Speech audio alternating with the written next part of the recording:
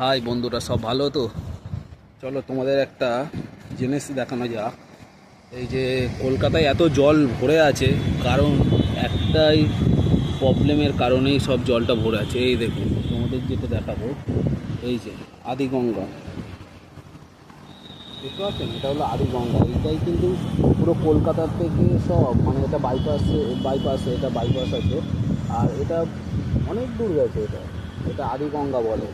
এই এই যে এই খালটার জল পুরো ভরে গেছে বলে কলকাতার কোনো জল আর সরতেও পারছে না। এই যে পুরো দেখতে পাচ্ছেন তো, পুরো রাস্তার কাছাকাছি উঠে গেছে। আর একটু যদি বৃষ্টি হয় তা গল্প শেষ এখানে। এই যে এটা অনেক বড়, এটা কলকাতা থেকে চলে যাচ্ছে তো এই খালটায়। আর এই খালটাই কিন্তু মেন ঝামেলাটা ইনিই পাকাচ্ছে, এই যে আমাদের এই খাল বাবু। যাই হোক, কী করা যাবে আর, সব চারিদিকে তো জল ভরে গেছে। আর তার মধ্যে তো ময়লা আবর্জনা এত ভরে গেছে, এখানটায় পরিষ্কার করে বলে। কলকাতার দিকে তো জানেন এত খালে ময়লা যে জল যাওয়ারও জায়গা নেই। আস্তে আস্তে তো আটকেই যাচ্ছে, খাল ছোটো হয়ে যাচ্ছে, আটকে যাচ্ছে।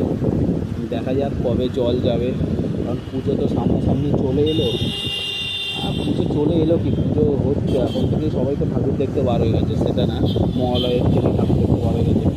যাই হোক বন্ধুরা, এই যে খালের কারণেই সব কলকাতায় এখন জল পুরো ভরে আছে। চলো আবার দেখা হবে বন্ধুরা। চলো, ভালো থেকো নতুন কোনো ভিডিও নিয়ে।